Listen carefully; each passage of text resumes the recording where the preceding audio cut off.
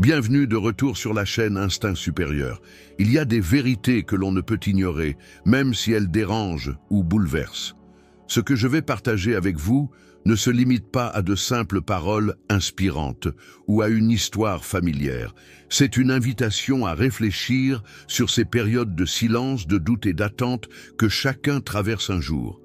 Peut-être avez-vous déjà pensé que Dieu ne pourrait jamais se servir de quelqu'un comme vous. Si c'est le cas, alors ce message s'adresse directement à vous. Ce n'est pas un appel à la perfection, mais une révélation sur la manière dont Dieu agit dans les lieux cachés et conduit chacun vers sa véritable mission. Avez-vous déjà remarqué comment la vie nous place parfois dans des situations que nous n'avons pas choisies? Des saisons où rien ne semble avoir de sens, où les prières paraissent rester sans écho et où chaque porte demeure close. Peut-être avez-vous porté le poids des questions sans réponse, avec la sensation que Dieu avait oublié votre nom. Pourtant, ce désordre apparent n'est pas un abandon, c'est une orchestration divine. Ce n'est pas la fin, mais le commencement d'une œuvre plus grande. Ce que vous entendez ici n'est pas un simple discours de motivation, c'est un rendez-vous divin. Ce n'est pas qu'un encouragement, c'est une confirmation. Dieu est sur le point de révéler la raison pour laquelle il vous a choisi.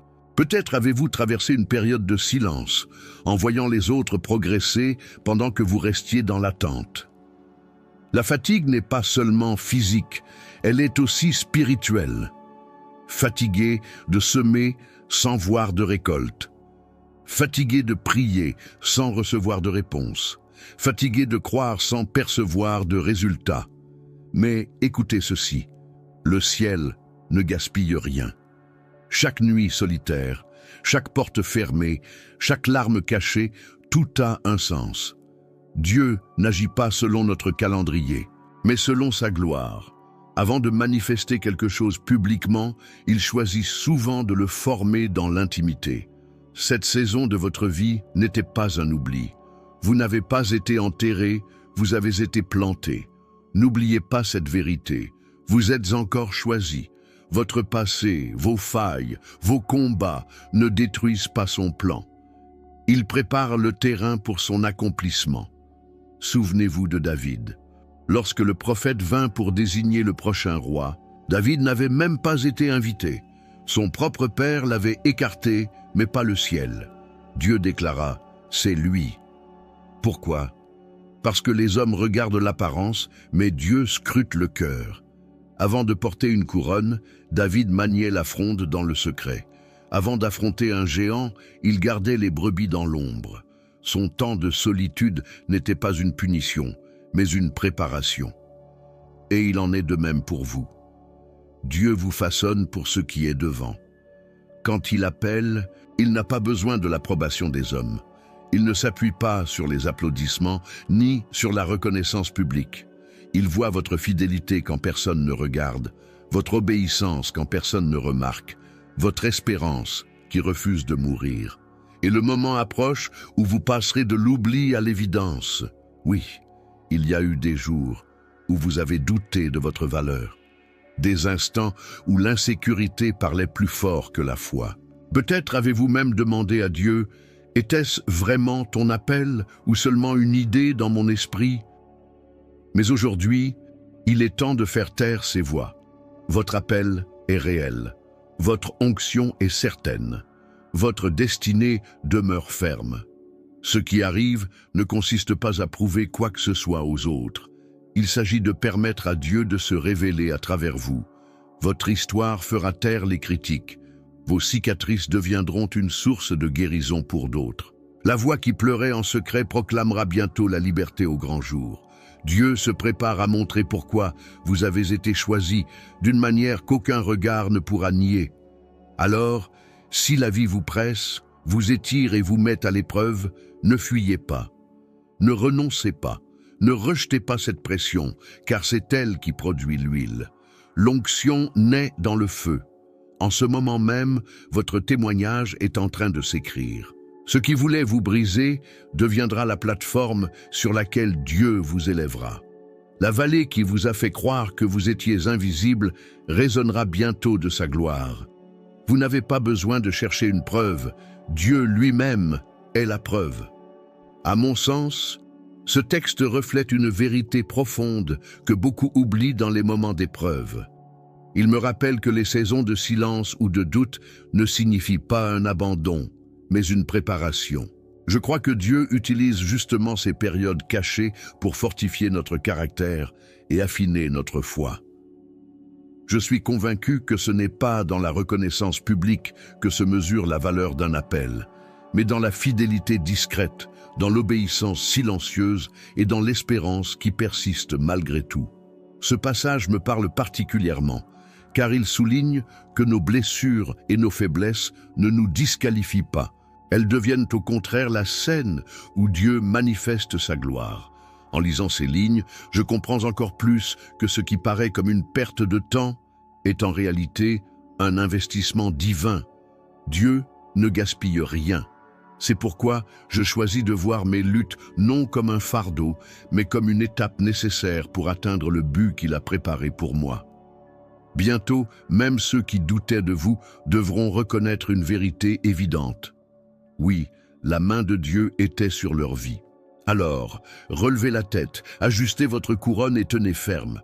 Vous n'êtes pas disqualifiés, vous avez été mis à part selon un dessein divin. Dans cette nouvelle saison, la faveur de Dieu ne restera pas discrète ni cachée. Elle sera manifeste, solide et impossible à ignorer. Le moment approche où il révélera clairement pourquoi sa présence vous a accompagné depuis toujours. Permettez-moi de vous rappeler une histoire ancienne. Le parcours de Gédéon n'a pas commencé avec de l'assurance ou du courage. Il ne conduisait pas une armée, il se cachait dans un pressoir à vin, essayant simplement de survivre. La peur l'avait paralysé, peur de l'ennemi, peur de l'échec, peur d'être exposé. Peut-être connaissez-vous ce sentiment, gardez vos dons, votre foi et vos rêves enfermés parce que la dernière fois que vous avez osé sortir de l'ombre, la vie vous a blessé. Voilà où était Gédéon. Il ne se croyait pas choisi, seulement apeuré. Et c'est précisément dans cet endroit de solitude que Dieu s'est révélé à lui. Non pas pour l'accuser, mais pour lui parler de son avenir. Le Seigneur est avec toi, vaillant héros. Imaginez entendre ces paroles quand vous êtes au plus bas. Voilà la manière dont Dieu s'adresse à nous. Il ne nous définit pas par nos luttes actuelles, mais par la destinée qu'il a inscrite en nous. Là où vous vous voyez faible, il discerne de la force. Là où vous vous sentez insignifiant, il voit une mission. Là où vous vous croyez invisible, il perçoit un avenir. Quand Gédéon hésitait, comment pourrais-je accomplir cela? Je suis le plus petit, le moins fort. Dieu répondit par une certitude, je t'envoie, je serai avec toi, cela suffit. Et cette vérité demeure. Vous n'avez pas besoin d'applaudissements quand vous portez un appel. Vous n'avez pas besoin d'un titre quand vous portez l'onction de Dieu. Vous n'avez pas besoin de tout contrôler, seulement d'être disponible. Gédéon n'était pas sûr de lui, mais il s'est rendu disponible. Et c'était tout ce que Dieu attendait. Alors, Gédéon obéit. Il rassembla 32 000 hommes, mais Dieu réduisit ce nombre encore et encore, jusqu'à ce qu'il n'en reste que 300. Pourquoi ? Parce que si les chances avaient semblé équilibrées, les hommes auraient revendiqué la gloire. Dieu voulait que la victoire porte sa signature seule. Et peut-être est-ce la raison pour laquelle votre chemin a été si ardu. Pourquoi tant de portes se sont fermées et pourquoi tant de soutiens vous ont manqué? Ainsi, lorsque votre percée se produira, il sera clair pour tous. Seul Dieu pouvait accomplir cela. Aujourd'hui encore, vous avez peut-être l'impression d'être dans ce pressoir, caché et en mode survie. Pourtant, le ciel a déjà prononcé un nom sur votre vie, vaillant guerrier. Même si vous ne ressemblez pas au candidat idéal, Dieu affirme « C'est toi que j'ai choisi ».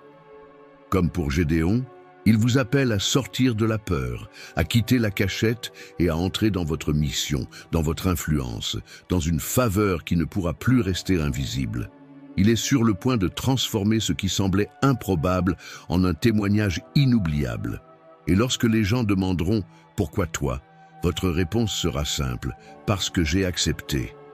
Quand le doute murmurera que vous n'êtes pas suffisant, vous proclamerez « Lui il est suffisant et il m'a choisi. L'histoire de Gédéon n'est pas seulement un récit ancien, c'est un miroir, un modèle, un rappel de ce que Dieu est en train d'accomplir en vous. Vos insécurités n'ont pas effacé votre appel, votre passé n'a pas annulé son plan. Et votre vie deviendra bientôt la preuve vivante que Dieu élève encore ceux qu'on oublie et qu'il se sert encore des cœurs brisés. Vous n'êtes pas abandonnés, vous êtes choisis. Et voici le moment où votre appel doit être révélé. Pour moi, ce texte résonne profondément parce qu'il rappelle que nos périodes de doute, de peur ou de silence ne sont jamais inutiles.